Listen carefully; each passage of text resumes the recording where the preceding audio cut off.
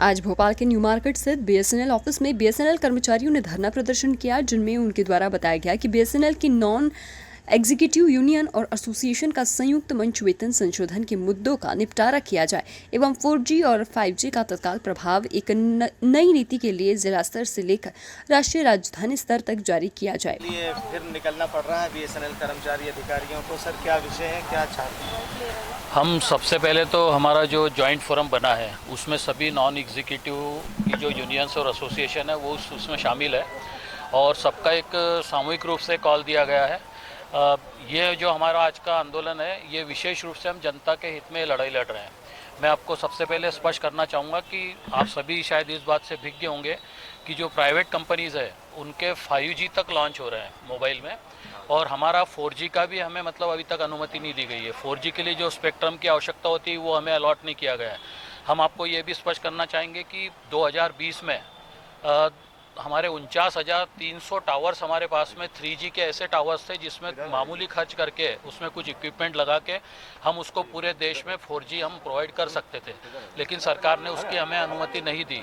उसके बाद में जो निजी कंपनियां थी उनको पूरा बाहर से इक्विपमेंट खरीदने की इजाज़त है, लेकिन जब BSNL का 4G देने की बात आती है और हम 4G के इक्विपमेंट नोकिया, एरिक्सन ऐसी कंपनियों से खरीदना चाहते हैं तो सरकार हमेशा इंडिजिनस टेक्नोलॉजी के नाम पे या आत्मनिर्भर भारत के नाम पर पूरी तरीके से ये हमारे ऊपर थोपती है कि हम हिंदुस्तान की कंपनियों से खरीदें, जबकि हिंदुस्तान में 4G की टेक्नोलॉजी का नो हाउ मतलब उसकी जो पूरे इक्विपमेंट्स वगैरह होने चाहिए वो नहीं है।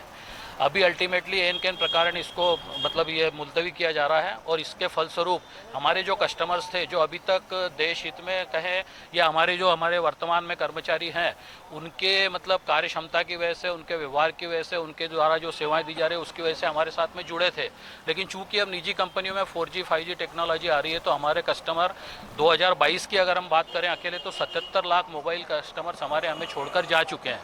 तो हम लोग ये मांग कर रहे हैं कि हमें 4G 5G से हमारे देश की जनता को वंचित क्यों किया जा रहा है। एक सरकारी कंपनी है उसको आप क्यों किल करना चाहते हैं। तो ये सबसे पहली मांग है हमारी कि हमको 4G 5G का स्पेक्ट्रम जल्दी से जल्दी दिया जाए। दूसरा मुद्दा हमारा वेज रिवीजन का है।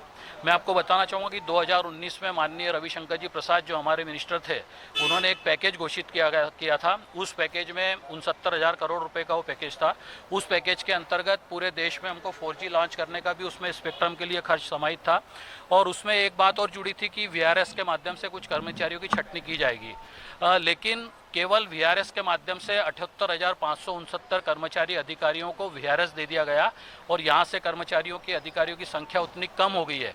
उसके बावजूद भी हमें हमारा जो वेज रिवीजन है वो नहीं दिया जा रहा है, जबकि रविशंकर जी प्रसाद संसद के पटल पर ये कई बार कह चुके हैं कि जो मतलब हमारे जो भी लॉस में चल रहा है, एक कारण उसमें दिया जा रहा है कि 3 साल से लॉस मेकिंग हमारा BSNL है, इसलिए आपको आपका वेज रिवीजन नहीं दिया जा सकता है।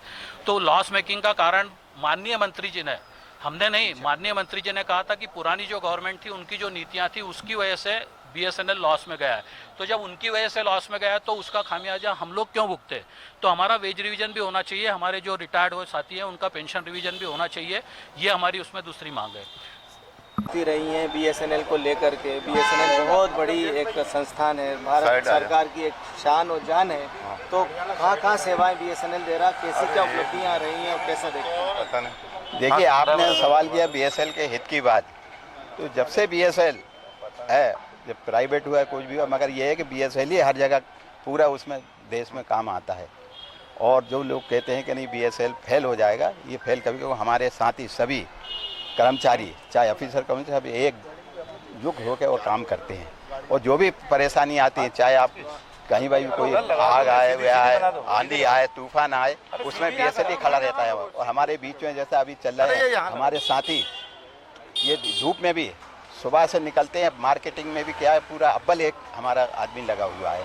तो हम कभी नहीं चाहते कि आदमी जम्मू कश्मीर वगैरह जाता है तो सर वहाँ BSNL की सिम ही लेना पड़ती है। BSNL की लेना है, ये इसलिए कि BSNL ही चल रहा है। ये प्राइवेट जो है कंपनी ना शहरों में खाली करते हैं, गाँव में कभी नहीं जाती, गाँव में हम ही देते हैं। और बीच में सब ऐसी भी खबरें निकल कर आ रही थी कि रेडिएशन काफी हानिकारक है, एक सीमित एक उसका मानदंड होता है, उसको BSNL गाइडलाइन फॉलो करती है और प्राइवेट कंपनियां नहीं करती हैं। ये आपको हम अपने यूनियन के माध्यम से या सभी संयुक्त को कहता है, ये पूरी सरकार को देखना चाहिए और सरकार इसमें दो पॉलिसी करती है, हमको तो वो लगाती है और इनके लिए छूट दे के रखी है, और उसका नतीजा भी देखते हो कि अब क्या हो रहा है। पूरा ब्यूरो रिपोर्ट। सूत्रों की खबर में बने रहने के लिए हमारे चैनल को लाइक, शेयर और सब्सक्राइब करना ना भूलें।